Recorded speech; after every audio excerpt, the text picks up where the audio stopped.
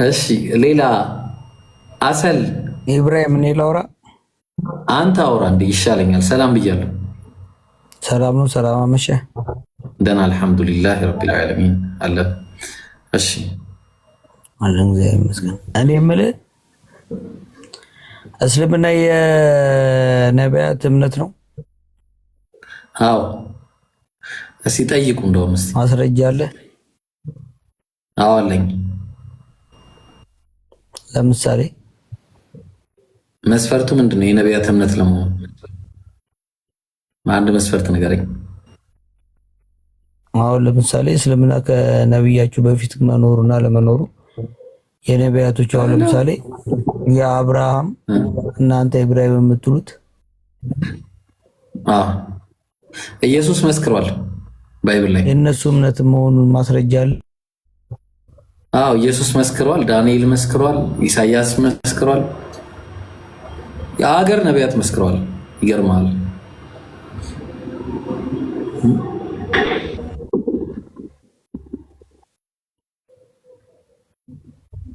አይሰማም? እየሰማኝ አይደለም? እነዚህ ሁሉ መስክረዋል እያልኩ ነው። ዳንኤል መስክሯል፣ ኢየሱስ መስክሯል። ምን ብሎ ዳንኤል? ዳንኤል ምን አለ መሰለ? የእስልምና መንግስት አምላካዊ መሆኑን ይናገራል። አምላክ እንደሚያመጣው ዳንኤል 2 ላይ፣ ዳንኤል 7 ላይ። ኢሳያስ ደግሞ ጭራሽ በስሙላ ጠቅሶታል እስልምና ብሎ። ስለ እስልምና ብሎ የተጠራ አለ? አዎ የተጣራ አለ። አውጣና ሳይኛ ምን እኮ የትኛውን ላሳይ? ምረጥ እስቲ። በመጽሐፍ ነው የዳንኤልን ማሳየኝ፣ የዳንኤልን ማሳየኝ ያልኩ ማስረጃ ያለውን። አሁን ለምሳሌ ዳንኤል ላይ የተጠቀሰው ነው። ሂስትሪ ማወቅ አለብህ። ዳንኤል ላይ የተጠቀሰውን ዳንኤል 2ን ታውቀዋለህ? አራቱ ነገስታት ማን ናቸው? ምን አራትን ነገስታት አለ? እስልምናን አሁን ለምሳሌ አንድ ትልቅና ዋና ነገር ቆይ በቃ ታዲያ ካላወቀው እንዴት ነው የምነግርህ? የሚያክሰው እኮ ነው የምነገረው። እና ማታውቀው እኮ ነው እንዴ ልንገርህ? አራት ነገስታት አሉ። እሺ እኔ ልንገርህ በቃ ነገስታቱን። የእናንተ እምነት ለሚያክሰው ነው የመጣው? ለሚያክሰው ነው ለሰደ የመጣው? የእናንተ ባይብል የማይታወቅ ነው አይደለም? ስለዚህ አራቱ ነገስታት ባይብል ላይ ያሉት ማን ናቸው እኮ? አስረዳኛ ነገረኝ እስቲ። ይሄን ፍንጭ አይታወቅም አላልኩም? ለምን እውነት አለኝ እያልክ እኮ ነው። እውነት አለኝ እያልክ ስለሆነ ልንገርህ። እምቢ አልክ እኮ ልንገርህ። ከዛ ስትቀየስ ተቀየስኩበት። እሺ ልንገርህ። ለምንድን ነው አራቱ ነገስታት? አንደኛው የባቢሎን ንጉስ ነው። እሺ። ሁለተኛው የሜዶ ፐርሺያ ንጉስ ነው። ሶስተኛው የግሪክ መንግስት ነው፣ ንጉስ ነው። አራተኛው ደግሞ የሮም መንግስት ነው። አሁን ምን ይላል መጽሐፉ ሲናገር? እግርም ሳይነካው ድንጋይ ከተራራው ተፈንቅሎ ከድንጋይን ማን ነው ከአፈርና ይቅርታ ከሸክላና ከብረት የሆነውን እግሩን ሲመታ አየ ይላል። ኦኬ። ስለዚህ ከሸክላና ከብረት የተሰራው ደግሞ የተባለው የሮም መንግስት ነው። ስለዚህ የሮም መንግስትን ያጠፋዋል ነው ያለው። በታሪክ የሮም መንግስትን ያጠፋ የትኛው መንግስት ነው?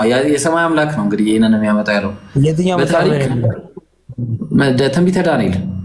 ትንቢተ ዳንኤል ቁርአናችሁ ላይ አለ?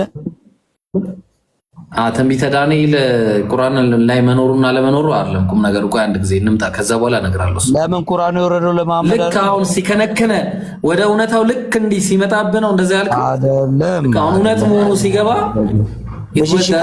ደግሞ ለምን ሰማኝ? እስካሁን ለምን ሰማኝ? ለምን ሰማኝ? ለምን ሰማኸኝ? እስካሁን እንዳታስወርደኝ። ይኸው አንደኛ ለምን አስወርዳለሁ? ለምን አስወርዳለሁ? ማን ስለሆነ ማስወርዳለሁ? ቆይ አንድ ጊዜ ቆይ አንዴ ምን እናደርጋለን መሰለህ ብራዘር? በተራ በተራ እናወራለን። ቀለል አድርገን እናወራ። ቀለል አድርጌ ነው ነገር። አንተ ሚዩት እያደረክ ነው የሚዩት። እሺ ያው ሚዩት አደረኩልሽ። ምንም ኖ እንደዛ አይደለም። እንደዛ አይደለም። እንደዛ አልፈልግም እኔ። እንደዛ ሌላ ሰው ያወራል። እኔ ባኪን ፎርዝ ነው የምፈልገው። አታርግ ሚዩት። እሺ እንደማመጣለን። ይኸውልህ እኛ በነቢያት መጽሐፍት እናምናለን። የነቢያት መጽሐፍት ደግሞ ተበርዘዋል ብለን ደግሞ እናምናለን። ሙሉ በሙሉ ተበርዘዋል ብለን ሳይሆን የምናምነው በከፊል ተበርዘዋል ብለን ነው የምናምነው። ስለዚህ መጽሐፍ ወርዶላቸዋል ማለት ነው ከመሐመድ በፊት? አዎ አምላክ አወርዷል። አወርዶላቸዋል። ስለዚህ ቁርአን ለነብዩ መሐመድ ጅብሪል ሰጠው የሚባለው ውሸት ነው ማለት ነው። ምን አይነት ሰው ነህ? ምንድነው የምታወራው? ምን አይነት አርጊመንት ነው ቢውልድ የምታደርገው? ምን ከምንድን ነው የምታገናኘው? ብራዘር እንዴት ነው የምናወራው? ስለዚህ ያኢላ ኢለላ መሐመድ ረሱልላህ የምትሉ ከሆነ ከነብዩ መሐመድ በፊት ከነበረ እስልምና ያኢላ ኢለላ ማን ረሱልላህ ነበር የምትሉት? ያኢላ የሚባል ነገር የለም ብራዘር። የቲክቶክ ሰሞነኛ ሰለባቱ ያኢላ የሚባል ነገር የለም። ያኢላ ኢለላ መሐመድ ረሱልላህ ነው ይባላል። አረ ሰለባቱን እንዴ ምን ሆነ ነው? የምን ሰለባ ነው? ወይ አንድ ጊዜ ሰሞነኛ የቲክቶክ ሰለባቱን አንዴ ይኸውልህ እኛ ምናምን ነው ለማሸማቀቅ እንዳሞክር እንደዚህ ብለህ አማርኛ መርጠህ ማለት ነው። ያኢላ ኢለላ መሐመድ ረሱልላህ ትላላችሁ አዳምጥ።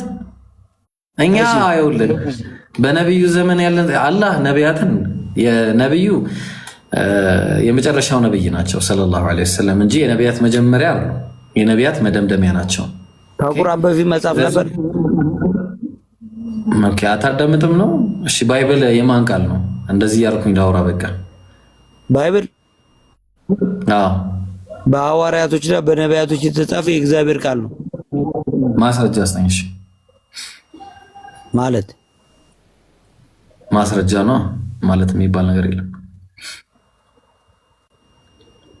እንዴ ማስረጃ ስትል አልገባኝ። መጽሐፉን ነው አሁን ላልከው ነገር ማስረጃ አምጣ።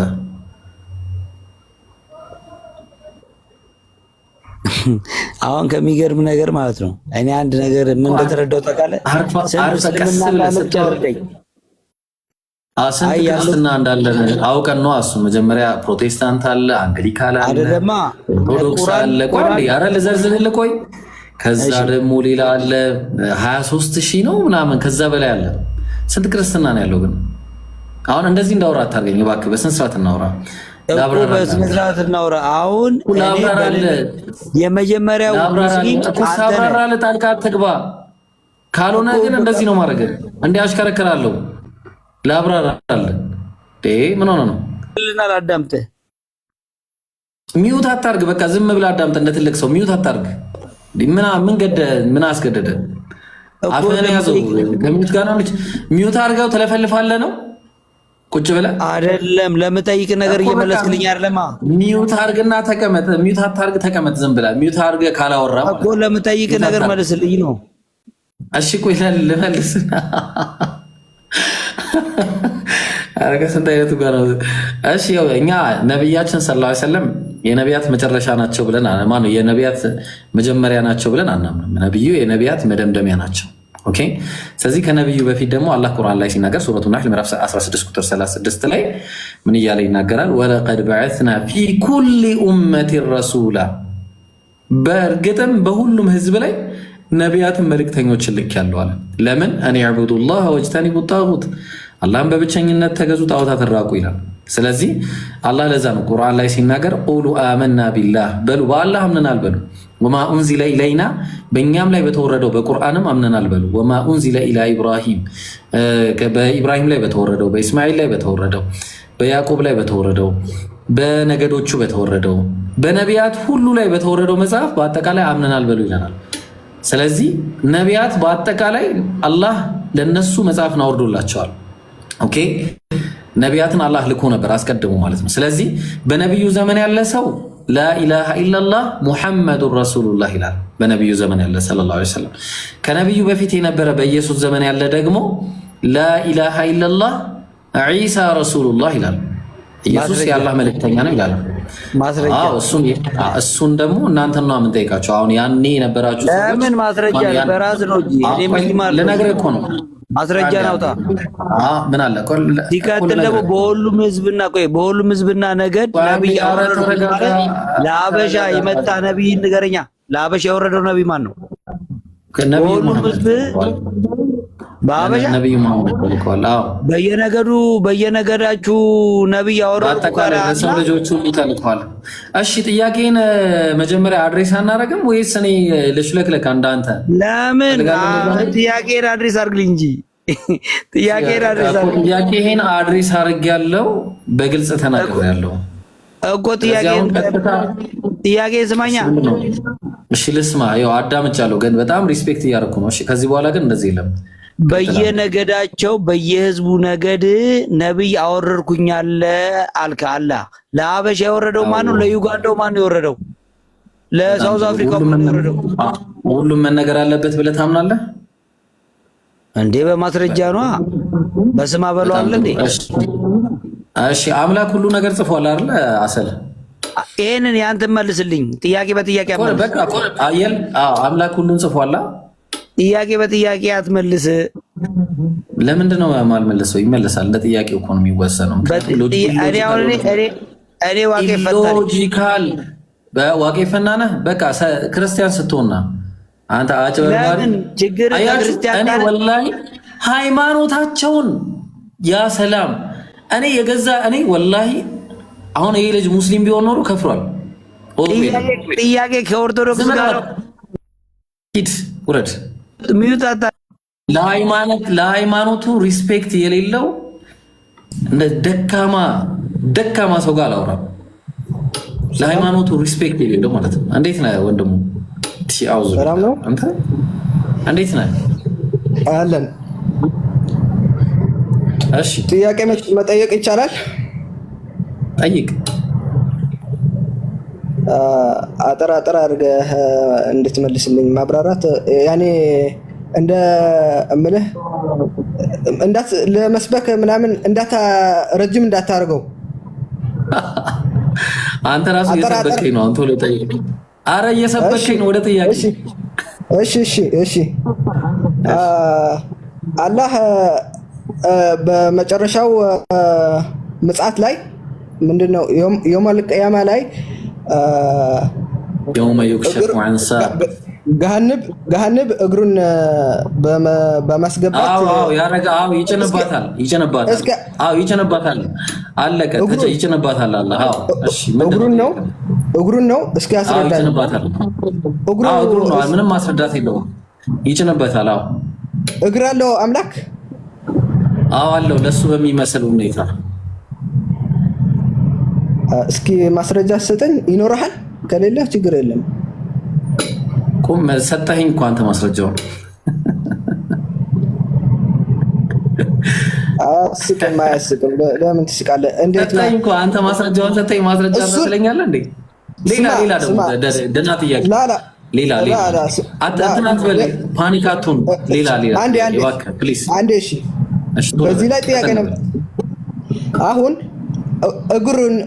እግሩ ነው እንጂ ረገጣት ያለው የሱን የሚመስል እግር በራሱ ረገጣት አይልም አይደለ? ቁርአኑ። እሺ እግዚአብሔር ዙፋኑ ላይ ተቀመጠ ይላል። ምን አይነት መቀመጫ ነው ያለው? እንዲህ ሲሆን ነው የሚገባ። እሺ ስማኝ አንዴ። እየሰማሁ ነው። እግዚአብሔር ምን አይነት መቀመጫ ነው ያለው እኮ ስመልስልህ እምቢ አልካ። አይገናኝም። በደንብ ይገናኛል። ስማ እኔ ክርስትና ለመከራከር አልችልም። አንተ አዋቂ ነህ አይደለ? እስኪ በቁርአን ራሱ ይችላል። አዋቂ ከሆንኩ ደግሞ አዳምጥ። ዝም ብለሽ አዋቂ ከሆንክ ዝም ብለህ አዳምጥ። ሚውት አድርግ፣ አዳምጥ። አንተ አላዋቂ መሆንን ካመንክ አላዋቂ ዝም ብሎ ነው የሚያዳምጠው። አላህ ቁርአን ላይ ሲናገር ምን ይላል? ሱረቱ ሹራ ምዕራፍ 42 ቁጥር 11 ላይ ለይሰ ከሚስሊሂ ሸይኡን ወሁወ ሰሚዑል በሲር ይላል። አላህ እሱን የሚመስል አንዳች የለም፣ አንድም። እሱ ሁሉን ሰሚና ተመልካች ነው። በቃ አላህን የሚመስል ከሌለ የለም ነው ማለት ነው። በቃ አየው፣ አለቀ ጉዳዩ።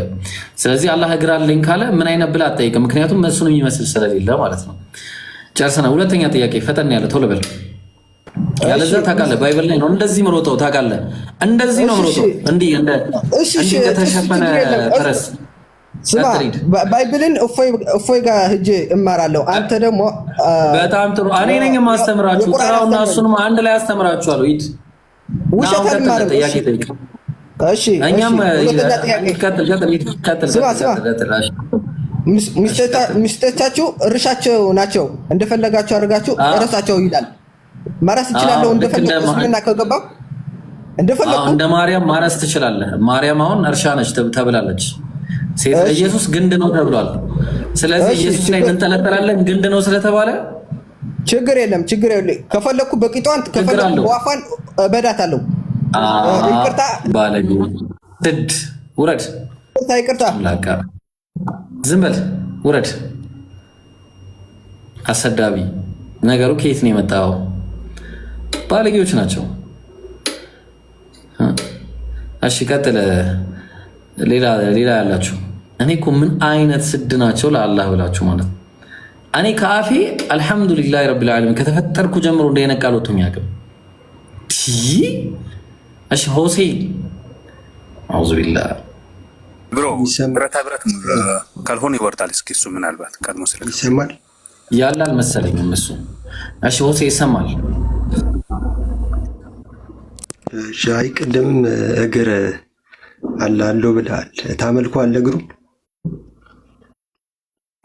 እሺ ኢየሱስ እግር አለው፣ እግሩን ታመልከዋለህ? አላመልከውም። ስለዚህ ኢየሱስን አታመልክም ማለት ነው። እግዚአብሔር እግር አለኝ መቀመጫ አለኝ ብሏል። መቀመጫውን ታመልከዋለህ? አላመልኩም።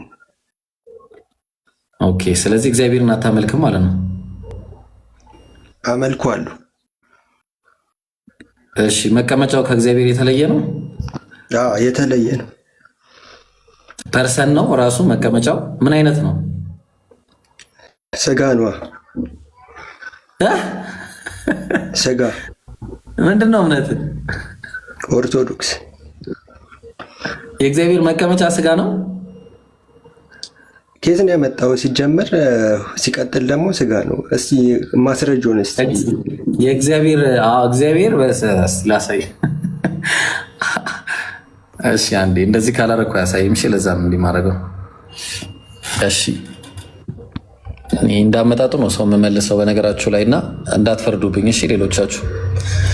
ኢሳይያስ 6 ላይ እሺ ምን አለ? ንጉሥ ዖዝያ በሞተበት ዓመት እግዚአብሔር በረዥምና ከፍ ባለ ዙፋን ላይ ተቀምጦ አየሁት አለ። ተቀምጦ መቀመጫ ማለት ነው። ይህ መቀመጫ ተመልከዋለህ? የተቀመጠበትን ኦኬ። አይ አንተ የተረጎምከው ተቀምጧል ስላለ አሁን አላም እኮ ዙፋን ላይ ይቀመጣል ይላል። አሁን መቀመጫ አለው ማለት ነው። ማስረጃ ትሰጠኛለህ? እኔ የጠየቅኩህን መልስ መጀመሪያ። የለም እንደዛ የሚል እግዚአብሔር በምን ነው የተቀመጠው? አርሽ ላይ አይቀመጥም አለ።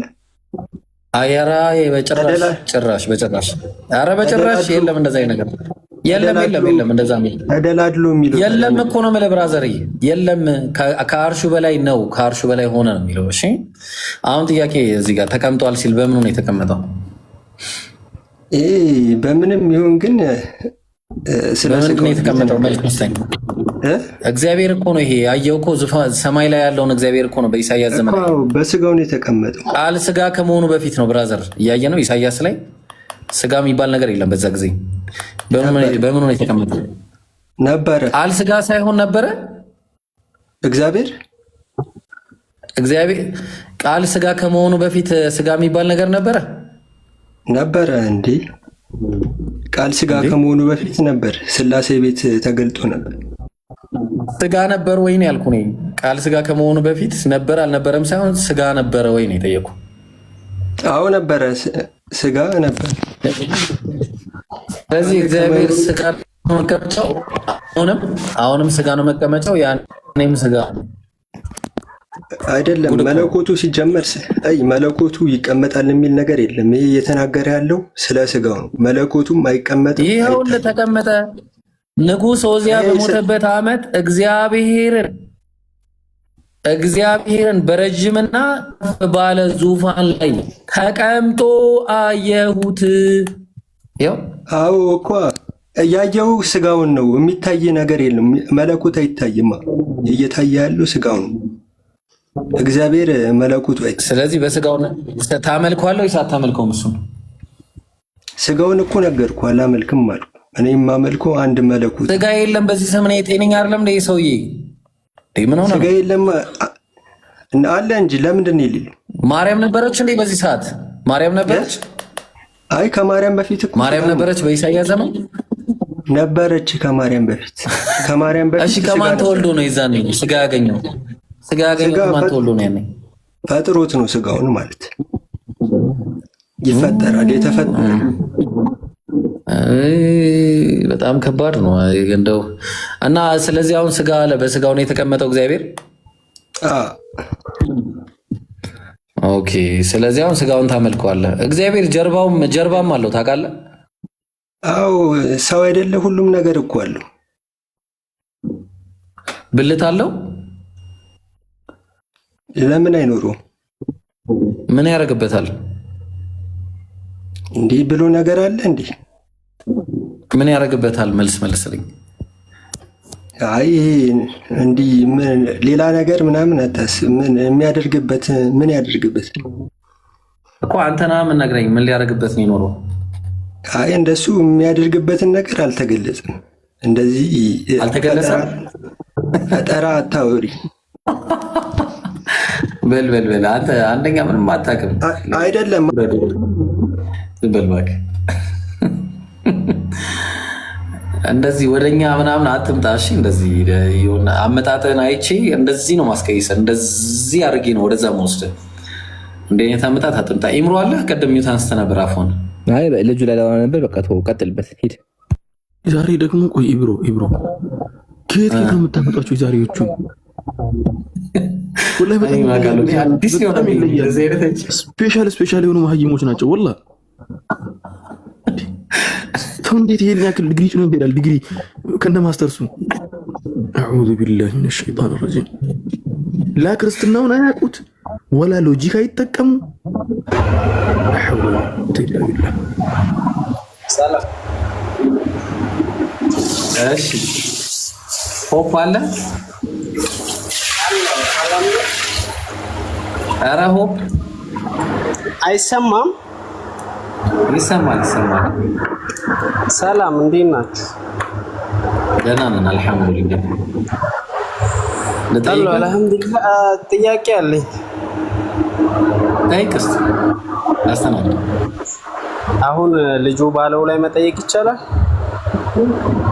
ጥያቄ የግል ጥያቄ ካለ ጠይቅ፣ ነው ችግር የለውም። አጠያየቅህን አሳምር እንጂ ጥያቄ ከጠየቅ በአግባቡ መልስላለሁ። አይ ካልክ እገባላለሁ።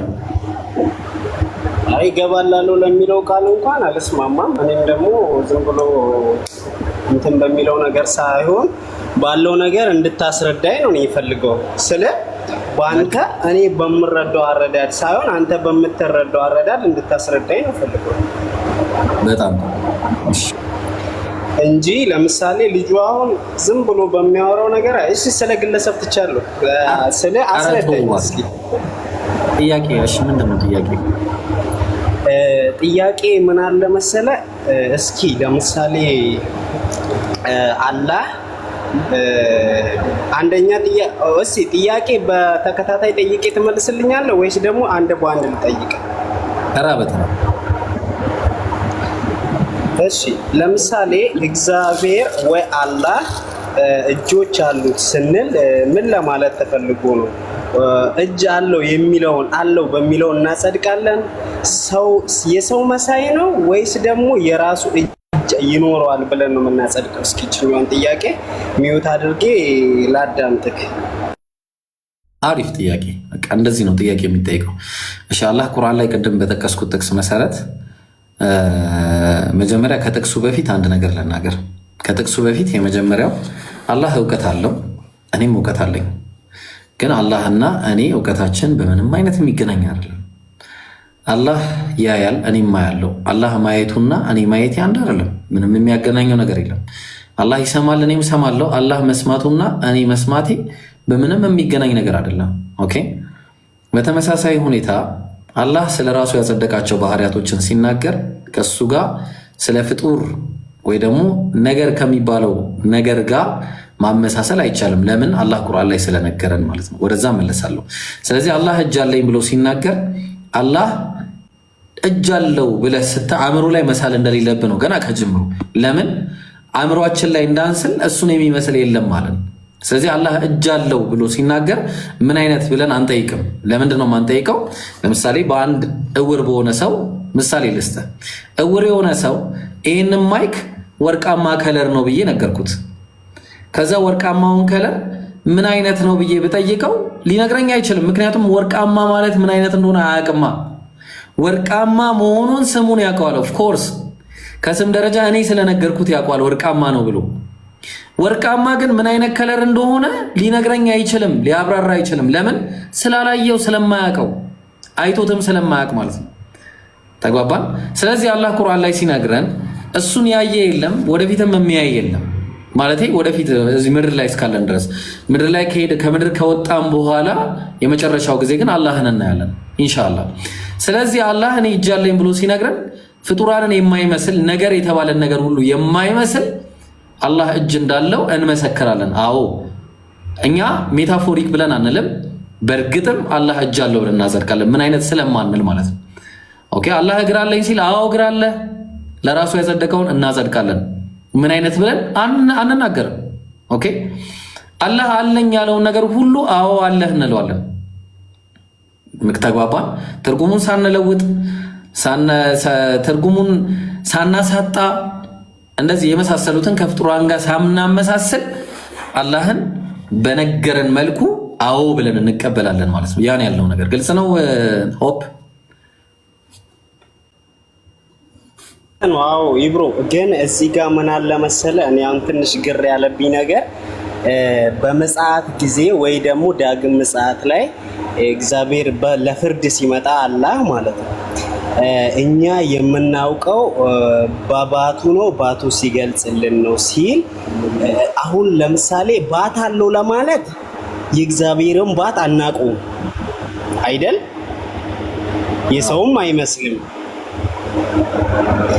አዎ በጣም ጥሩ። ግን አሁን እዚህ ጋር እኛ እሱ በሚመጣበት ሰዓት እኛ የማናውቀው ባት እኛ የምናውቀው የሰውን ነው፣ ግን እሱ የሚገልጽልን ጥያቄ ገብቶኛል እንደሆነ ምን እናውቃለን?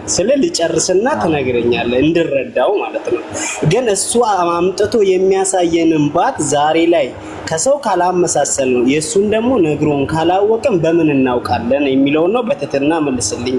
ካጠፋው ይቅር። እሱ ስለሚያሳውቀን ነው በአጭሩ አለቀ። እሺ ሌላ ጥያቄ ኢብሮ፣ ሌላ ተጨማሪ ነገር አለ በዚህ ጉዳይ ላይ እንዴ? አላህ ቁርአን ላይ ሲናገር አላህ ቁርአን ላይ ሲናገር ወይድኺሉሁም الجنة عرفها لهم ይላል። ስለ ጀነት ጉዳይ እንኳን ሲናገር ነብዩም ሰለላሁ ዐለይሂ ወሰለም ሐዲታቸው ላይ ሲናገሩ የጀነት ሰዎች እኮ ጀነትን ሲገቡ እንግዳ አይሆኑም ነው ያሉት። እንግዳ አይሆኑም ሲባል ልክ ትናንትና ኖረውበት የወጡበት ቤት ይመስል አንድ በአንድ ኮርነሩ ላይ ምን እንዳለ፣ ቤቱ ውስጥ ምን እንዳለ፣ ትራሱ የቱ ጋር እንዳለ፣ ፍራሹ የቱ ጋር፣ ምንም ነገር ሳይጠፋባቸው አንድ በአንድ ቤታቸውን ያውቁታል።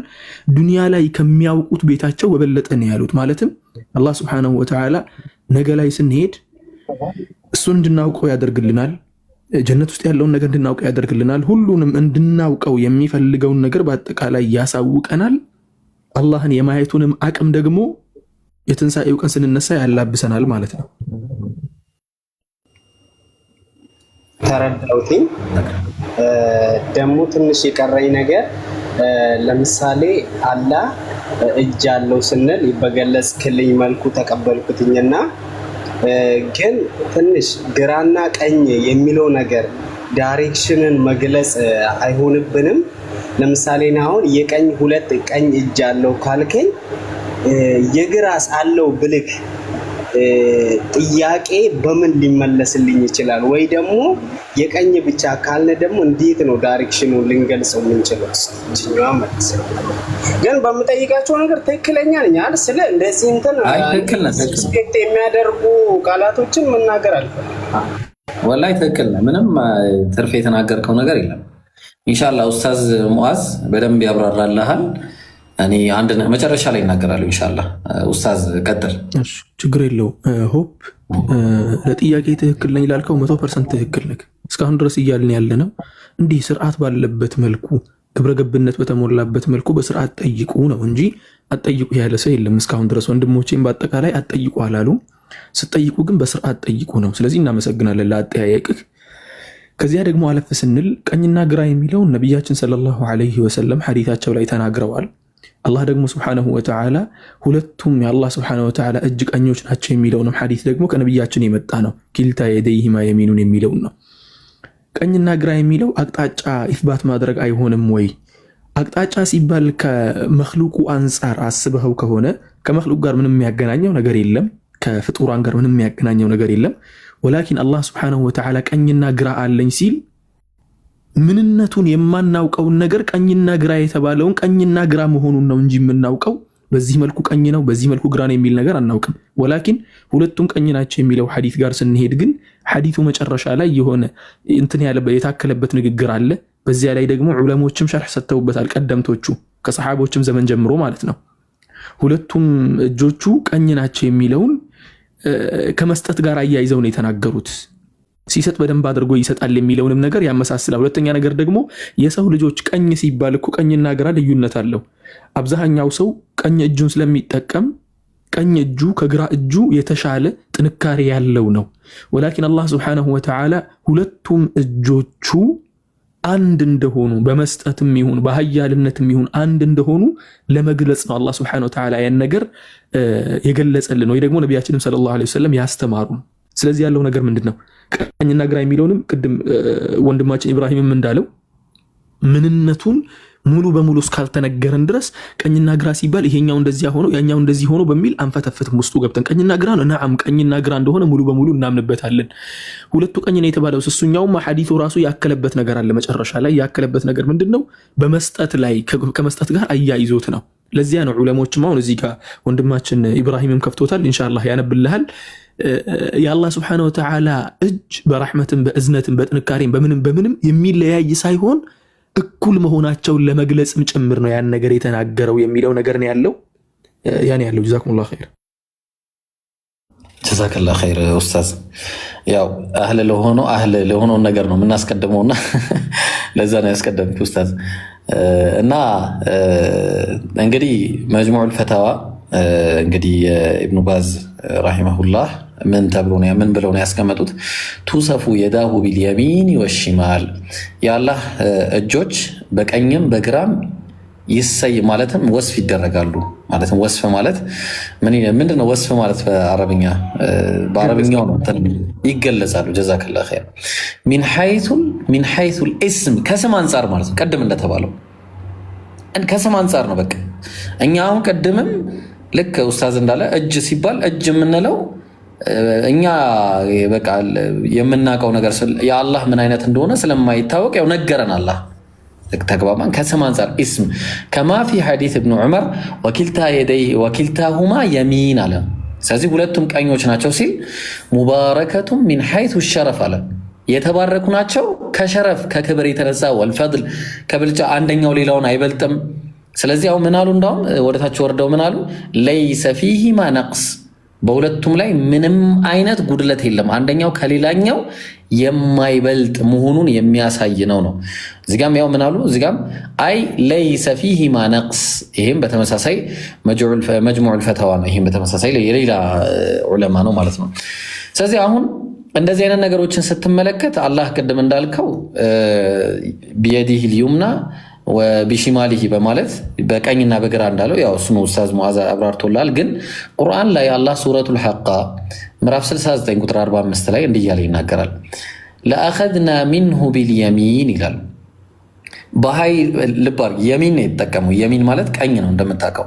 ስለዚህ ለአኸድና ሚንሁ ቢልየሚን ሲል በቀኝ በያዝነው አይደለም። ትርጉሙ ምንድነው ሲተረጎም በኃይልም በያዝነው ነበር ይላል። ስለዚህ አላህ ወኪልታ የደይህ የሚን ሲባል የአላህ እጆች ሁለቱም እሱ በሚያውቀው ሁኔታ የሆኑት ምንድናቸው? ኃይል ያላቸው ናቸው። አንደኛው ከሌላኛው ነቅስ የሌለበት ጉድለት የሌለበት ማለት ነው። ተግባባን? እንደ ሰው ያልሆነ ማለት ነው። ይህን ይመስላል። ግልጽ ይመስለኛል።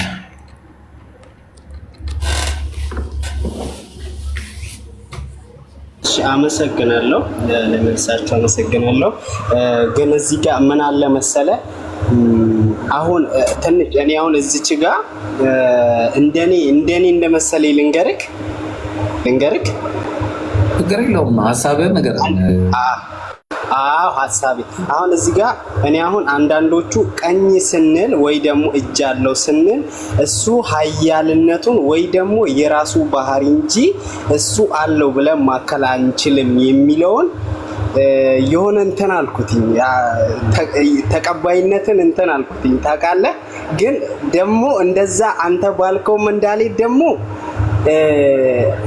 ለምሳሌ እጁን እንደዚህ እኔን የሚመስል እንጂ ከናንተ የሚመስል እጅ የለኝም ያለው ይኖራል ወይስ? እዚህ ጋር ቁርአኑን ስለማላውቀው ይኖራል።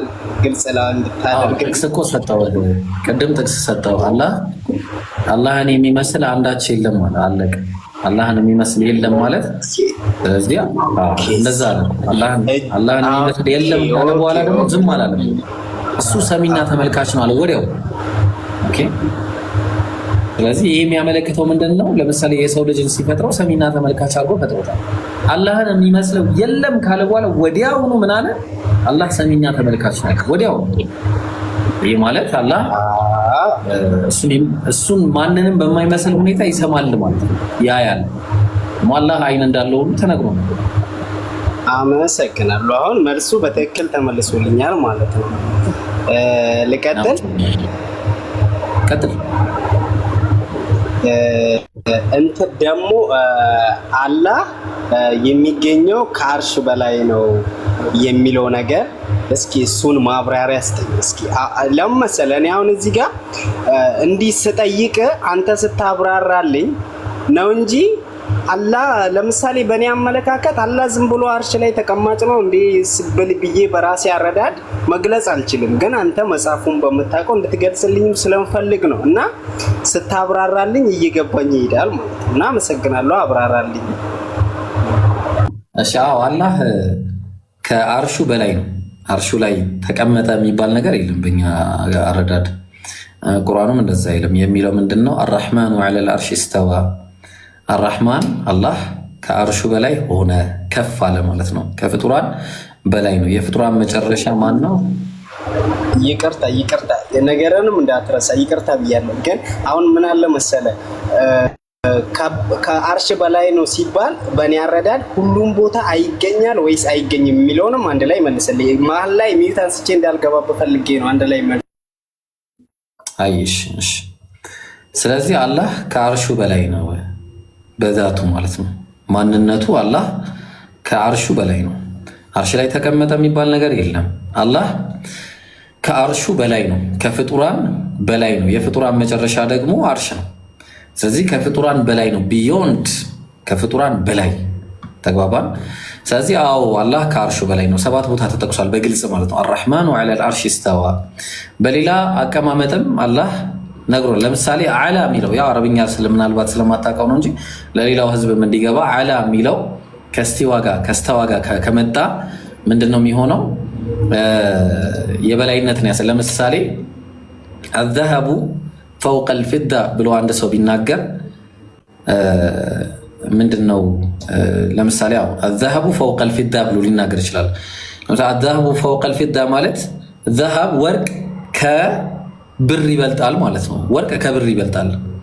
ግን አዘሀቡ ሚን ፈውቀል ፊዳ ብሎ አንድ ሰው ቢናገር ዘሀቡ ወርቁ ከምን በላይ ነው እያለ ሊናገር ይችላል። ከምን በላይ ነው እያለ እየተናገረ ነው? ከብሩ በላይ ነው እያለ ይናገራል። ያው ሚን በሚለው ነው። አለ በሚለው ደግሞ እዚህ ጋር በመጣው ለምሳሌ ፈስተወት ዐለል ጁድይ ይላል። ፈስተወት ዐለል ጁድይ ከጁድይ በላይ ከተራራው በላይ ሆነች ይላል። ሰው ከተራራ አላህ ደግሞ ከአርሹ በላይ ሆነ ሲባል ከአርሹ በላይ መሆኑን የሚናገር ነው ማለት ነው። ግልጽ ነው። ስለዚህ ሚን የኻፉነ ረበሁም ሚን ፈውቅሂም ይላል። እነዛ መላኢካዎች ከሱ በላይ ያሉት ተግባባን። ሚን ፈውቅሂም ከሱ በላይ ያሉት ይቅርታ አፎን ከነሱ በላይ ያለውን ማለት ነው። ከነሱ በላይ ያለውን አላህን ይፈራሉ ይላል። የኻፉነ ረበሁም ሚን ፈውቅሂም እያለ ሚን እያለ ይናገራል ማለት። ስለዚህ አላህ በዛቱ ከአርሹ በላይ ነው። በእውቀቱ ግን ሁሉን ያካበበና በሁሉም ቦታ ያለውን ነገር የሚያውቅ ነው።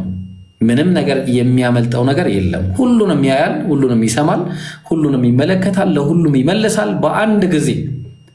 በእውቀቱ አላህ ሁሉም ቦታ ይገኛል በእውቀቱ።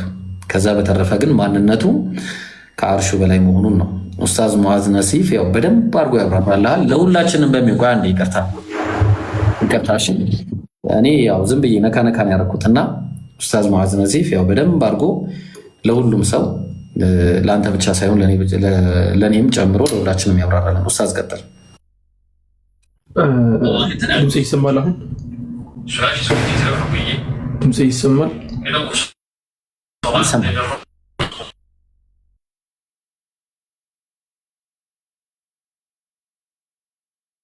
ታዝ ይሰማል? ይሰማ ነበር እኮ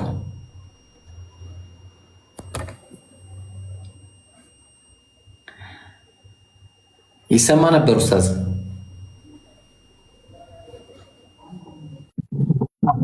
ነበርኩኝና ሌተሩ ወደ ላይ ሲሄድ እንትን ይላል እንትን ያዘገያል ኔትወርኩ ማለት ነው። እሺ አሁን የሚሰማ ከሆነ ልቀጥል። ሆፕ ከጠየቀው ነገር ጋር ተያይዞ አንድ መጀመሪያ እንትን አድርገን ማስቀመጥ ያለብን ነገር አለ፣ እንደ ህግ አድርገን። እሱ ምንድነው? የሆነን ነገር ለማወቅ አንድ ግለሰብ የሆነን ነገር ውስጡ አእምሮ ውስጥ አምጥቶ ለማወቅ ያንን ነገር እውቀት የሚባለውን ነገር ለማግኘት በሶስት መንገድ ብቻ ነው የሚያውቀው። ይሄንን ማንም ሰው ይስማማበታል ብዬ አስባለሁ። ሶስቱ መንገድ ምንና ምንድነው ከተባለ አንደኛ ያን ነገር አይቶት ከሆነ ያውቀዋል ይባላል። የሆነ ነገር ያየ ሰው ያንን ያየውን ነገር ያውቀዋል። ስለዚህ በፈለገበት ሰዓት እንኳን ያን ነገር ማስታወስ የሚፈልግ ከሆነ አንድ ጊዜ ድምጽ አለ አይደለ? በጣም የሚጮህ ድምጽ አለ አይደል? መኪኖች አጠገብ ያሉ በጣም ይቅርታ። እሺ ስለዚህ አሁን ያለው ነገር ምንድነው? አንድ ሰው የሆነን ነገር የሚያውቀው ከሆነ አይቶት ከሆነ ያንን ነገር ያውቀዋል ይባላል፣ ያየውን ነገር። እንዲሁም ከማወቆች መካከል ደግሞ ሙሉ የሚባለው ማወቅ ያን ነገር ስታይ ነው ይባላል። ከውዝ የሆነን ነገር ካየኸው ባየኸው ልክ ያን ነገር መናገር ትችላለህ። አንድ ይሄ ነው። ሁለተኛ ነገር ደግሞ አምሳያ ያለውን ነገር አምሳያውን ስታይ። ሶስተኛ ነገር ደግሞ ውሸት የማይቀላቀልበትን እውነት የሚናገር ሰው ስለዚያ ነገር ሙሉ ኢንፎርሜሽን ከሰጠክ። አሁን እነኚህን ሶስቱን ነገሮች ስለ አላህ ጉዳይ ሲነሳ የአላህ ሲፋ ሲነሳ አፕላይ እናደርግበት እስቲ። አላህን አይቶት የሚያውቅ ሰው አለ እንዴ? የለም። لا تدركه الابصار وهو يدرك الابصار وهو اللطيف الخبير ይላል ቁርአን ላይ ሲናገር። ስለዚህ አላህ Subhanahu Wa Ta'ala ያየው ሰው የለም። ማንም ሰው አላህ Subhanahu Wa Ta'ala አላየምም፣ በዚህ ዱንያ ላይ አያይምም ወደፊትም ማለት ነው። لا تدركه الابصار ማለት ያኛው ነው። ሁለተኛ ላይ ደግሞ አላህን ካላየህ ታዲያ እንዴት አድርገህ ልታውቀው ትችላለህ ካልከኝ ሌሎች ሁለት መንገዶች ቀርተዋል። ሁለተኛው ምንድነው? አምሳያ ካለው በአምሳያው በግምት ልታውቀው ትችላለህ ነው። አላህ ደግሞ አምሳያ አለው እንዴ? አምሳያ የለውም። ليس كمثله شيء وهو السميع البصير። አላህ Subhanahu Wa Ta'ala አምሳያ የለውም ነው የተባለው። ስለዚህ ሁለተኛው ይሄ ነው። ሶስተኛው ደግሞ ምንድነው? በሁለቱም መንገድ አላህ Subhanahu Wa Ta'ala ማወቅ እንደማንችል አረጋግጠናል ማለት ነው። ሶስተኛው ደግሞ ምንድነው? ውሸት የማይቀላቀልበትን እውነተኛ ኢንፎርሜሽን የሚያስተላልፍ ስለዚያ ነገር የገለጸ አካል ሲኖር በተገለጸው ልክ ማወቅ ይቻላል። በኢስላም ውስጥ አሁን ነብያችን ሰለላሁ ዐለይሂ ወሰለም ከሳቸው በላይ እውነተኛ የለም። አላህ ደግሞ ቁርአን ላይ ሲናገር ወመን አስደቁ ሚነላሂ ቂላ፣ ከአላህ በላይ እውነትን የሚናገር አለ እንዴ? ከምድር ከሰማይ አምላክ በላይ እውነትን የሚናገር አለ እንዴ ብሎ ተናገረ። ስለዚህ ከአላህ በላይ እውነትን የሚናገር የለም። ከአላህ በላይ ደግሞ አላህን የሚያውቅ የለም። ስለዚህ ከማንም በላይ ራሱን የሚያውቀው አምላክ አላህ Subhanahu Wa Ta'ala ከማንም በላይ እውነት ተናጋሪ የሆኑትን ነብያችንን ሰለላሁ ዐለይሂ ወሰለም ሲልካቸው ለሳቸው ነገራቸው። እንዲህ አይነት ነገር አለኝ ብሎ ነገራቸው። ስለዚህኛ አሁን የአላህ መገለጫዎች አንደኛ ስላላየ ነው፣ ሁለተኛ አምሳያ ስለሌለው፣ ሶስተኛው መንገድ ብቻ ነው የምንጠቀመው። ስለ አላህ የሚነግረን እውነተኛ አካል ሲመጣ ያን የተነገረን ነገር በተነገረን ልክ ብቻ ማወቅ። ምክንያቱም አላየንም፣ ውስጡ ገብተን በደንብ አድርገን እንዳንተነትነው። ተግባባን ወይ? ደግሞ አምሳያ የለውም፣ በአምሳያው እያስመሰልን እንዳንተነትነው። ሶስተኛ ያለው መንገድ የትኛው ነው? በተነገረን ልክ ብቻ ማመን። ለዚያ ነው የሲፋ ጉዳይ ሲነሳ የአላህ መገለጫዎች ሲነሳ ቁርአን ላይና ሐዲስ ላይ ከተጠቀሰው ነገር ውጪ አንዲትን ቃል መጨመር አይቻልም። አንዲትን መገለጫ የጨመረ ሰው ያን ነገር አውቆ የሚጨምር ከሆነ ከእስልምና እስከ መውጣት ነው የሚሄደው። ምክንያቱም አላህ Subhanahu Wa Ta'ala የራሴ ብሎ የተናገረውን ነገር የሱ አይደለም ማለት አይቻልም። አላህ ደግሞ ያልተናገረውን ነገር በቅጥፈት አምጥቶ አላህ ላይ መለጠፍ አይቻልምና ማለት ነው። ስለዚህ አሁን ያለው ነገር ምንድነው? ያለው ነገር ስለ ሲፋ ጉዳይ ማወቅ የሚቻለው ከነብዩ ሰለላሁ ዐለይሂ ወሰለም ንግግር ብቻ ነው። ከነብዩ ንግግር ብቻ ነው ከተባለ ታዲያ ነብዩ ሰለላሁ ዐለይሂ ወሰለም ስለ አላህ ሁሉን ነገር ተናግረዋል እንዴ? ላ ስለ አላህ ሁሉን ነገር አልተናገሩም። ወላኪን እኛን የሚያስፈልገንን ያክል ነግረውናል። የሚያስፈልገንን ያክል ማወቅ የሚገባንን ያክል ነግረውናል። የሚጠቅመንን ነገር ነግረውናል። እነኚህ የተነገሩት ነገሮች ጥቅማቸው ምንድነው ከተባለ ለሚዝ አላሁ الخبيث من الطيب ነው። ቆሻሻ ልብ ያለውን በአላህ ላይ እንትን የሚያደርገውን በአላህ ላይ አይ እንደዚህ ለምን ኖረው እንደዚህ ለምን እንትን ይሆናል እንደዚህ እንትን አይሆንም እንዴ የሚሉ ሰዎች አሉ፣ ጥያቄ የሚያስነሱ ሰዎች።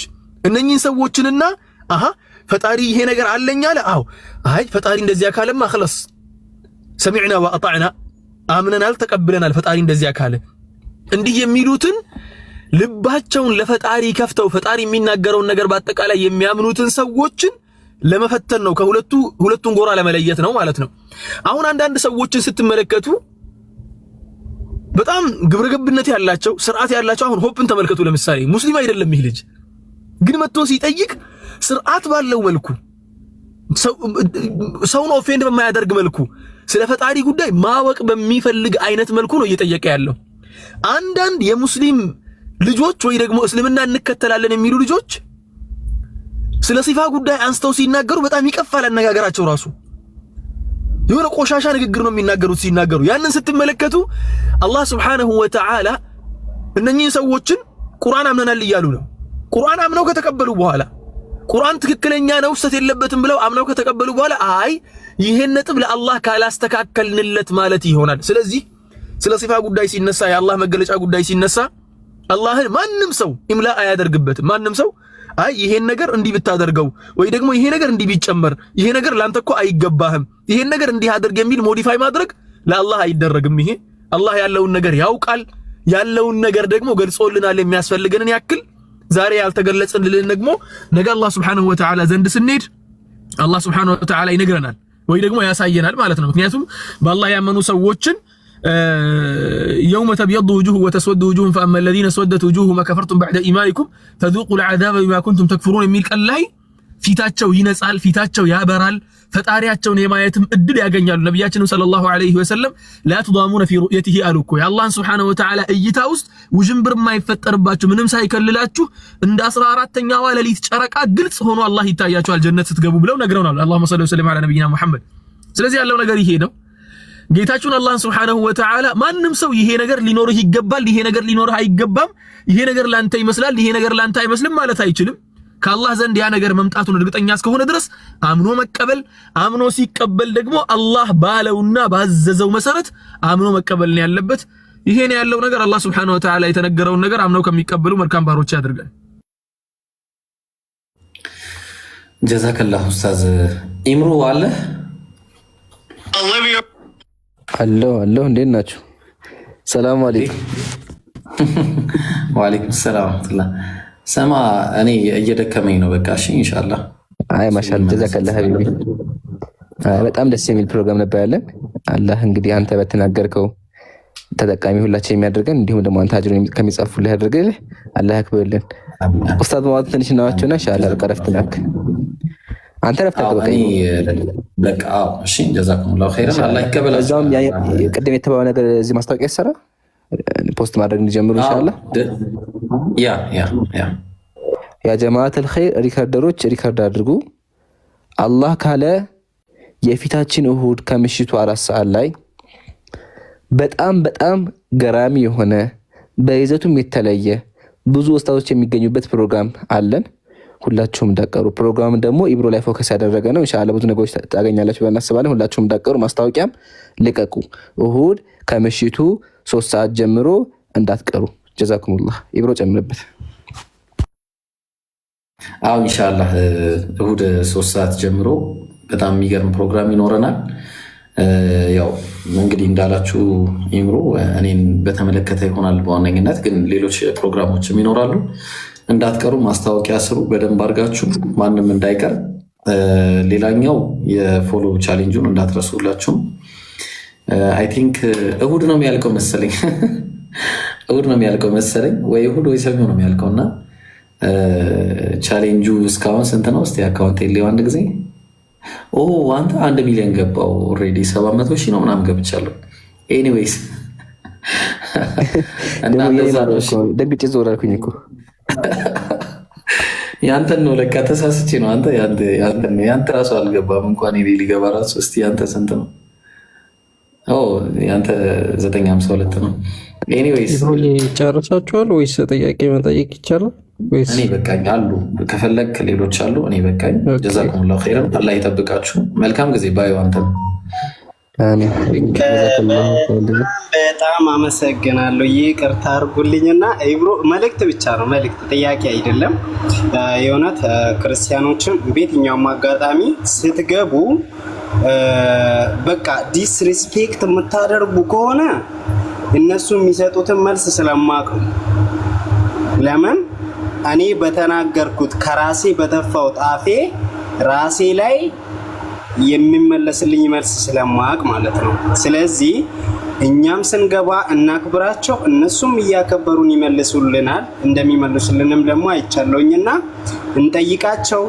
ቅር ያለንን ነገር በቅዱስ ቁርአኑ ላይ እንጠይቃቸው። የእውነት በቃ እንደዚህ አሳምሮ ሲመለስ ይሁን በጣም ደስ ይላል። በቃ እኔ ብቀበለውም ባልቀበለው ራሱ በቃ እኔ ካልተቀበልኩት የሚቀበለው ሌላ ይቀበላል ማለት ነው።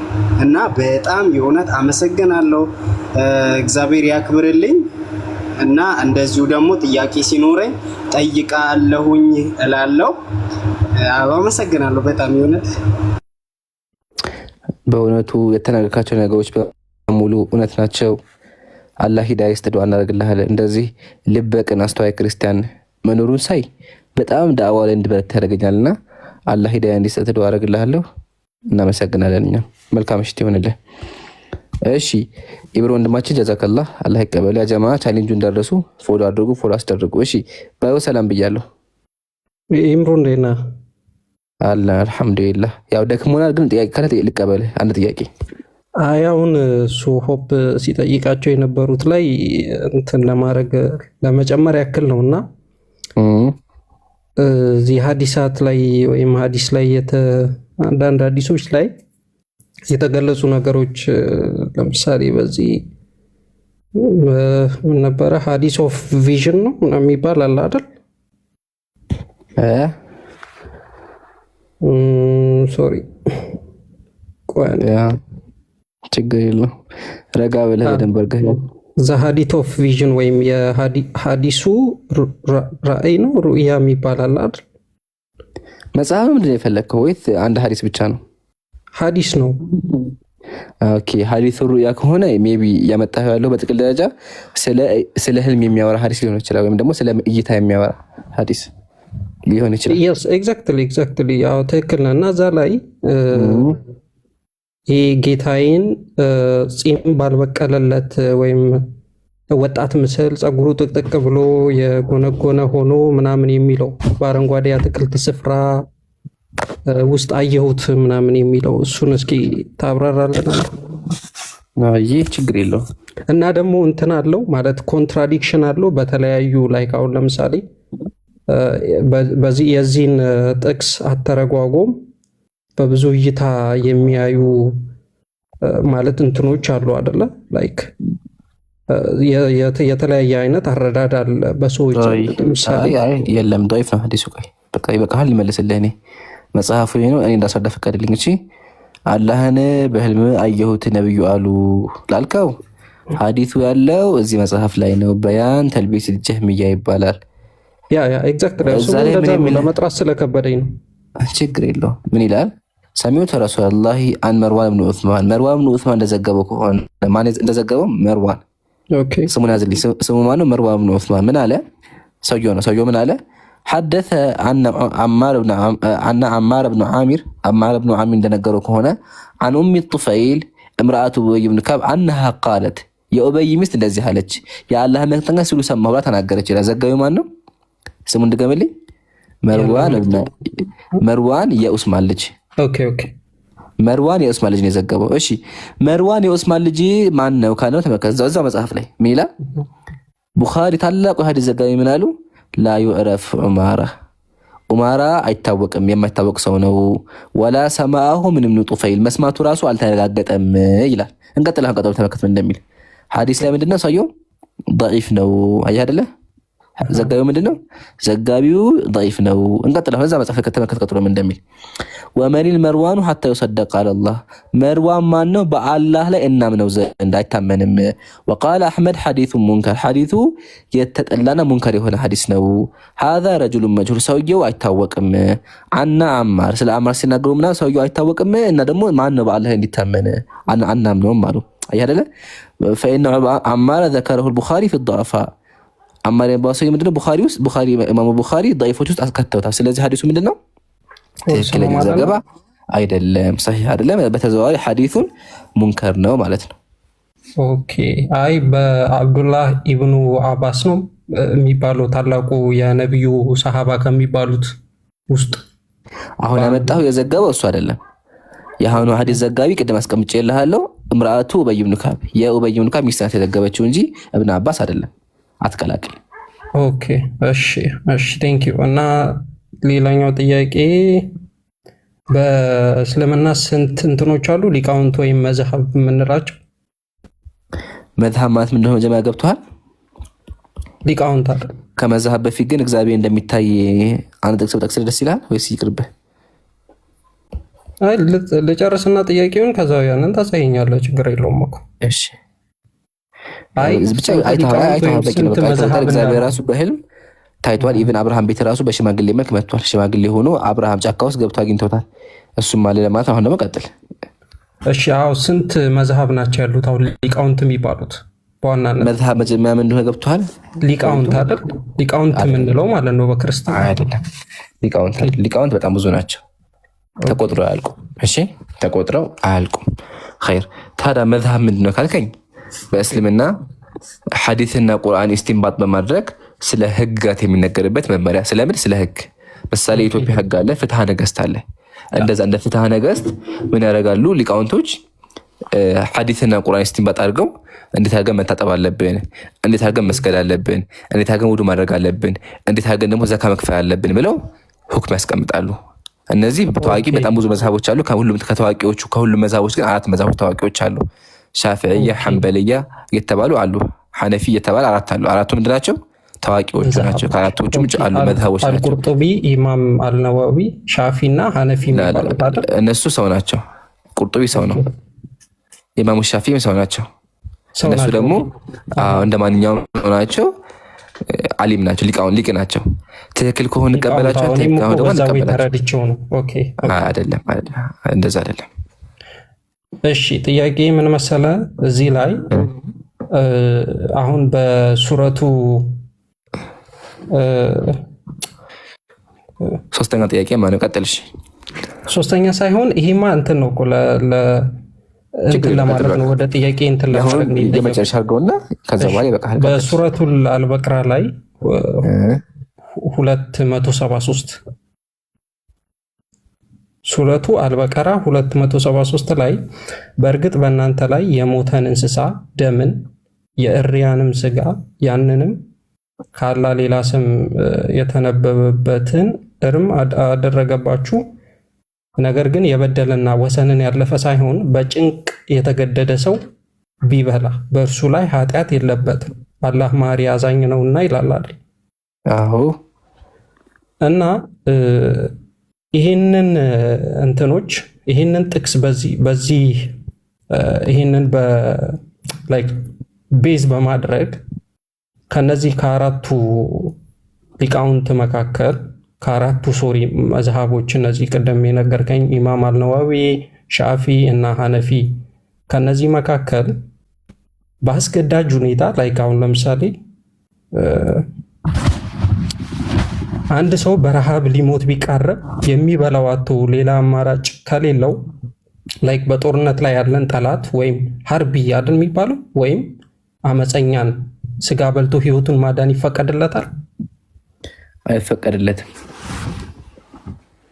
ኦኬ። ከነዚህ ውስጥ እኮ ያው እኔ ኢማም አልነዋዊና ሻፊ የተባሉት መዝሐቦች በተወሰነ ሁኔታ ውስጥ ይፈቅዱታል የሚል ነገር እንትን ስላለ ነው። ሻፊ ያልከውን አስቀምጠውና ኢማም ነዋዊ ያልክ። እሺ ኢማም ነዋዊ አሉና ሰው እስልምና ይፈቅዳል ማለት ነው?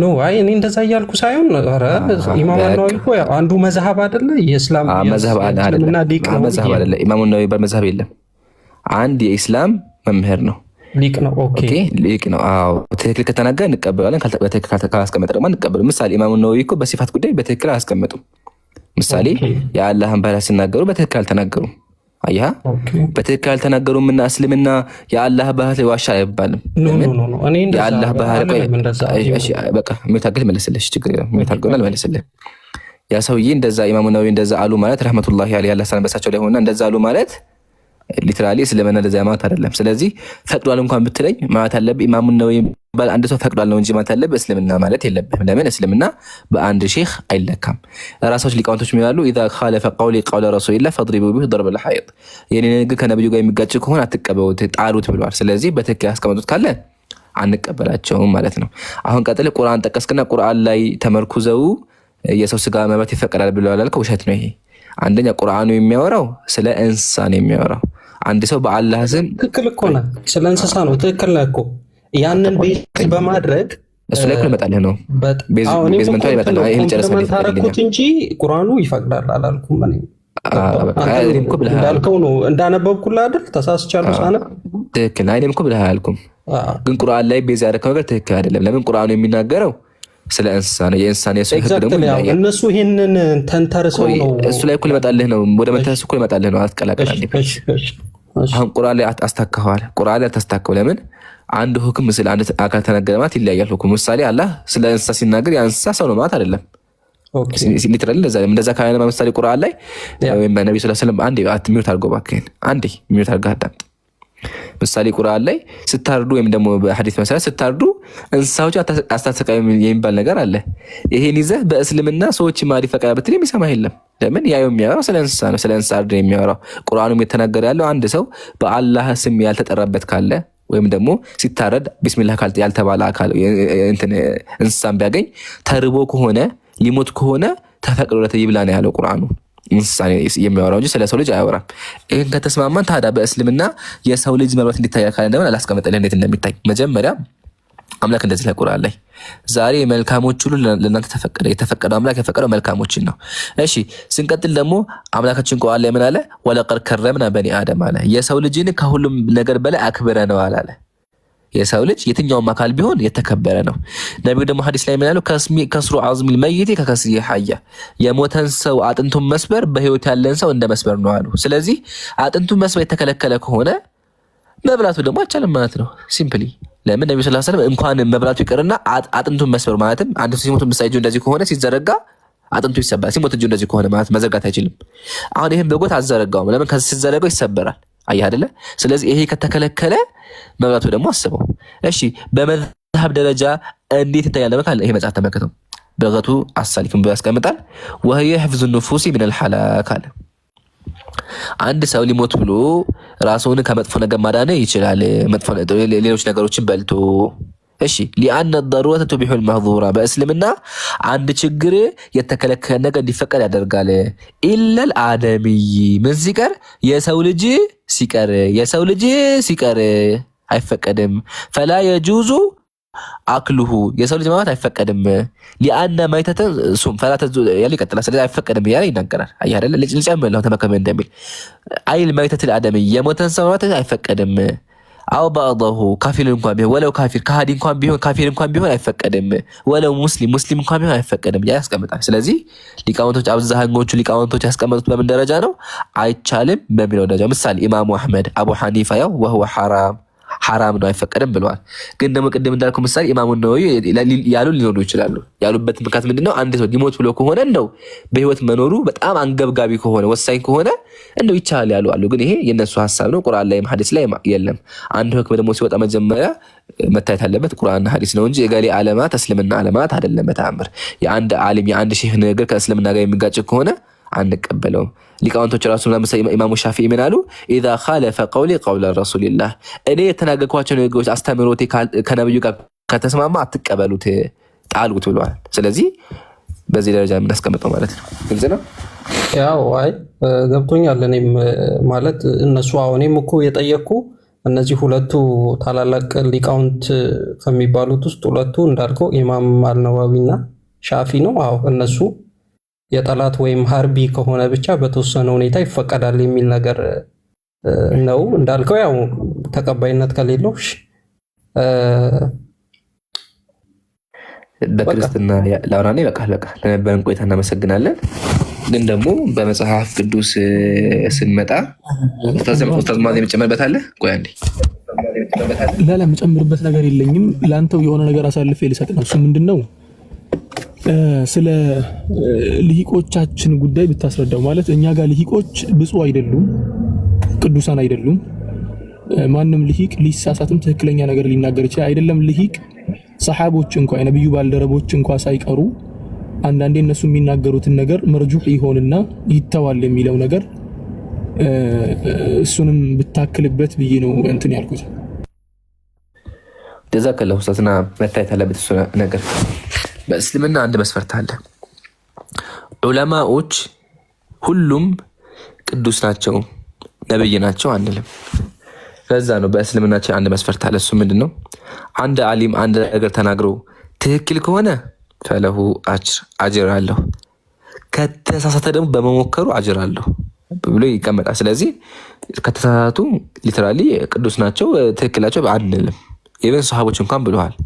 ያው ሱሐቦች ዑዱል ናቸው፣ ግን ደግሞ በአንዳንድ ዙሪያ እንኳን ስናይ በትክክል ካልተዘገበ አይንቀበለውም። ሊተራሊ ለምን ሰው ናቸዋ። ሰዎች ደግሞ ይዘነጋሉ፣ ይረሳሉ። ስለዚህ ሊቅ ሲባል የሆነ ሁሉን ነገር የሚያውቅ ቅዱስ ማለት በጣም ወይ በቃ የሆነ በቃ ምንም መሰረት ማለት አይደለም።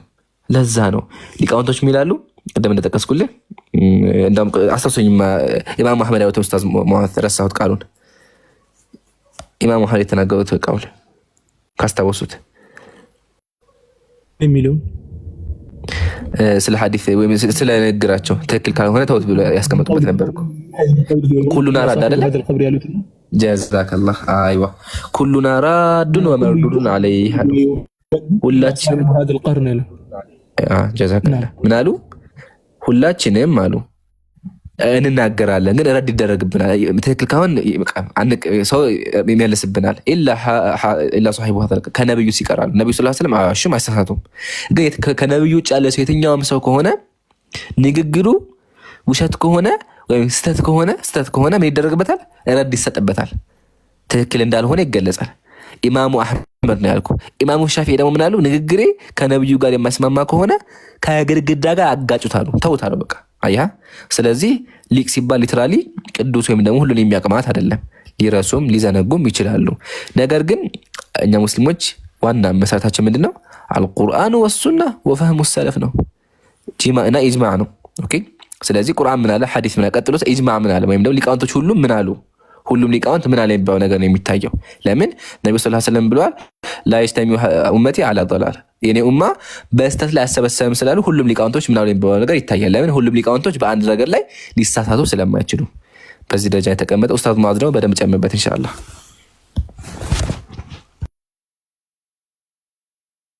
አሁን ስለማይመቸኝ ነው ዕምሩ አይመቸኝም። ወላኪን ያው ዕምራን በገለጸው መልኩ ነው እኛ ዘንድ። አሁን ለምሳሌ በሌላ እምነቶች ውስጥ ወይ ደግሞ አሁን ለምሳሌ በክርስትና ውስጥ የምናይ ከሆነ ክርስትና ውስጥ አንድ ልሂቅ የተናገሩት ነገር ትልቅ ቦታ ሊኖረው ይችላል። እኛም አሁን እዚህ ጋር እያመጣ ነው ወንድማችን ዕምራን ብዙ ጊዜ እያመጣ ስለ ድርሳናት አንብቦ የሚናገረው ድርሳናቱን የጻፉት ቅዱሳን ናቸው፣ ከመንፈስ ቅዱስ የመጣላቸውን በመንፈስ ቅዱስ ንግግር ነው የሚጽፉት የሚለው ነገር ስላለ ነው። በኢስላም ደግሞ እንዲህ የሚባል ነገር የለም። የትኛውም ዓሊም ሊሳሳት ይችላል፣ ትክክለኛው ነገር ሊናገር ይችላል። የዓሊም ቀውል ደግሞ ቀውሉ العلماء اقوال العلماء يستدل لها ولا يستدل بها የሚል ትልቅ ቃዒዳ አለን። እኛ ትልቁ መነሻችን ምንድነው? የዑለሞች ንግግር يستدل لها ደሊል ይፈለግለታል፣ ማስረጃ ይፈለግለታል እንጂ ማስረጃ ተደርጎ አይቀርብም። ምክንያቱም የማንም ንግግር ማስረጃ አይደለም የአላህና የመልእክተኛው ንግግር ሲቀር። ስለዚህ አሁን የአላህና የመልእክተኛውን ንግግር ጠቅሰው ነው የተናገሩት ኢማሙ ነወዊ ላ። ሁለተኛ ነገር ደግሞ ትልቅ ልሂቅ ብለሃል ኢማሙ ነወዊ። ኢማሙ ነወዊ ናም ትልቅ ልሂቅ ናቸው፣ ትልቅ አዋቂ ናቸው። ወላኪን መዝሀብ አልነበራቸውም። እንዲሁም እሳቸው የኢማሙ ሻፊዒ መዝሀብ ተከታይ ናቸው። ተግባባን። እንዲሁም ከኢማሙ ሻፊዒ መዝሀብ ተከታዮች ኢማሞች መካከል ወደ ኋላ ከመጡት ኢማሞች አንዱ ናቸው። ቅድሞ ወንድማችን ዕምራን ተናግሯል። ኢማሙ ነወዊ የተሳሳቱባቸው ከባባድ የሚባሉ መስአላዎች ነበሩ። ሐታ መሳኢል الصفات ትልቅ በቃ በጣም ከባባድ የሚባሉ መስአላዎች ላይ ስተዋል እሳቸው። ያን ነገር ስለሳቱ ግን ኢማምነታቸው ይነጠቃሉ አይነጠቁም? ኢማም ናቸው ነዓም ኢማም ናቸው። ዓሊም ናቸው ነዓም ዓሊም ናቸው። ተሳስተዋል አው ተሳስተዋል። ያለው ነገር ይሰጣቸዋል፣ የሌላቸው ነገር ደግሞ በግድ አይጫንባቸውምና ቅድም እንዳልኳችሁ ኢማሙ ማሊክ የተናገሩት ነገር ኩሉ ይؤخذ من قوله ويرد الا صاحب هذا القبر እንዳሉት የዚህ ቀብር ባለቤት ሲቀር ነብዩ መሐመድን ነው። ነብዩ መሐመድ ሲቀሩ ማንንም ሰው ንግግሩ ተቀባይነትም ይኖረዋልም ውድቅም ይደረጋል። ተቀባይነት የሚኖረው ከሳቸው ንግግር ጋር ሲመዘንና ተቀባይነት ሲኖረው ነው። ውድቅ የሚደረገው ደግሞ ከሳቸው ንግግር ጋር ሳይግባባ ሲቀር ነው ብለዋልና ማንም ሊቅ የፈለገ ነገር ሊናገር ይችላል። ያ ሊቅ ተናገረ ማለት ደግሞ ኢስላም ላይ ማስረጃ ሊሆን አይችልም። ይሄን ነው የምለው። ጀዛኩሙላህ ኸይር ኸይር ጀዛከላህ። ዝም ብዬ አንድ ጥቅስ አንብብና ይበቃናል። ንጉሱ ምን ሆነሻል አላት። እርሷም ይቺ ሴት እንድንበላው ልጅሽን አምጪ አለችኝ። ልጄንም ቀቅለን በላ ነው። በማግስቱ ቀቅለን እንድንበላው ልጅሽን አምጪ ስላት ደበቀችው ይላል። ያስበላ ማን ነው? ትንቢተ ሕዝቅኤል እንደዚህ ይላል። ስለዚህ ጌታ እግዚአብሔር እንዲህ ይላል፣ እነሆ ራሴ በአንቺ ላይ ነኝ፣ አሕዛብም እያዩ ፍርዴን በአንቺ ላይ አደርጋለሁኝ።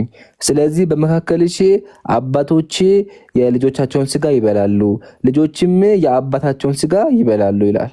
ትንቢተ ዘዳግም ላይ ደግሞ ይላል የልጆችን ስጋ አበላቸዋለሁ ይላል። ስለዚህ ያስበላቸው ማን ነው? ኃያሉ እግዚአብሔር ነው ማለት ነው። ምን ላይ ነው ያልከኝ? ትንቢተ ሕዝቅኤል ምዕራፍ 5 ቁጥር 8 ላይ እግዚአብሔር የልጆችን ስጋ ቀቅላችሁ ብሉ አላቸው። የሚገርመው ነገር ደግሞ ልንገርህ፣ this is also happened ይሄ ነገር ተፈጥሮ ነበረ። at the siege of Jerusalem ኢየሩሳሌም ተከባ ሳለ ተፈጥሮ ነበረ። ኤዩማን named Mary ማርያም የምትባል ሴት killed her infant ልጇን ቀቀለችው፣ ገደለችው። ከዛ and boiled ከዛ አፈላችና ጠበሰችው። ከጠበሰችው በኋላ ከዛ and after she had eaten part of it አለ ግማሹን ልጇን ቀቅላ ከበላችሁ በኋላ the soldier found the rest in her house ግማሹን ሳጨረሰው ወታደሮቹ ያዟት በቤቷ ይላል። ከዛ ያደረገው ማን ነው ካለን ደግሞ ማን ነው? እግዚአብሔር። ዘሌዋውያን ምን አለ? የወንዶችና ልጆች ስጋ አበላችኋለሁ ብሎ ተናገረ። ትንቢተ ሕዝቅኤል ስንት ነው ያልከኝ? ይብራ ትንቢተ ሕዝቅኤል ምዕራፍ 6 ቁጥር 25።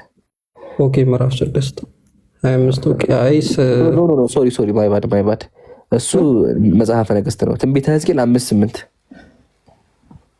ኦኬ ትንቢተ ሕዝቅኤል 5:8። ኦኬ አይስ ስለማላውቀው ብዬ ነው 5:8።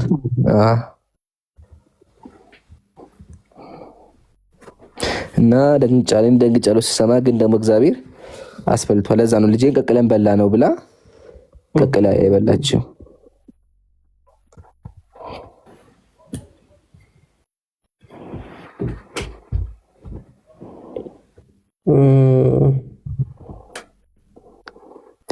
ነጋታ ሆና አሁን ደክሞናል። እሺ አይ እንዲቴል ላይ ፈልጌ ነበረ። አንድ የመጨረሻ ልጠይቅህ መጽሐፍ ቅዱስን ስላላልኩ ሰዓት በጣም ሄዶብናል። ግን ባዩ አሁን እኮ 3 ጥያቄ ጠይቀሃል ይበቃል። ነገ ደግሞ እሺ በአንድ አይሆን። እሺ ቴንክ ዩ። እሺ አይ እናመሰግናለን። አረፍታ ገ አሁን የሶስቱ ጥያቄዎች በደንብ አብሰልስላቸውና ነገ ደግሞ ትጨምራለህ።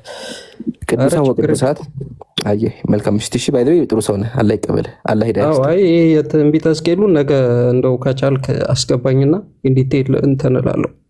በቃ አይ ቱ ቢ ሆነስት አስረዳዋለሁ። እንጠብቃለን ለምን እንደተባለ። አይ ቴንክ ዩ ኢምሩዬ በጣም እውነት። ኡስታዝንም ቴንክ ዩ ሙአዝ። ቻው ቻው። ሁላችሁም ጀዛኩሙላሁ ኸይረል ጀዛ። ኡስታዙና ኡስታዝ ሙአዝ ነዚፍ አላህ ይቀበልህ። ከስላላችሁ ቅዱሳኖች ደግሞ ታብታብ ያደረጋችሁ ማሻአላ። ዛሬ ግን ደክሟችኋል። ምንድን ነው 7 ሚሊዮን ታብታብ ብቻ ይገርማል። ብቻ ግን ማሻአላ 7 ሚሊዮንም ብዙ ነውና 7 ሚሊዮን ታብታብ ያገጣት ሁሉ አላህ ካሳ ይጠብቀው። እንግዲህ ዱዓ እናደርግላችኋለን። ያው ታብታቡ ጥቅሙ ለላይቭ ነውና ዳዋውን አግዛችኋል። አላህ ይቀበላችሁ። እስካሁን የነበራችሁ እንቅልፋችሁን ታችሁ አዳመጣችሁን ደግሞ ባዳመጣችሁት አላህ ተጠቃሚ አድርጋችሁ እኛም ደግሞ በተናገር ነው አላህ ኸይር ነገር ይጻፍልን። ያ ጀማ ብዙ ሀጃዎች አሉብን ታውቃላችሁ። ብዙ ሀጃ ኢትዮጵያ ታውቃላችሁ። ብዙ ሀጃ አለና አላህ ያሰብነው ነገር በሙሉ እንዲያሳካልን ዱዓ አድርጉልን። በዱዓ ተሱም ቢላህ አለይኩም። እባካችሁ ዱዓ አድርጉልን። ኸይር ኡስታዝ ሙአዝ አጠቃላይና ኢንሻአላህ እንውጣ። ጀዛከላሁ ኸይረን ወንድማችን ዕምራን አላህ ይቀበልክ። እንዲህ ደስ በሚል መልኩ ቤትህ ጋብዘህን ወላሂ ደስ የሚል ምሽት ነበር።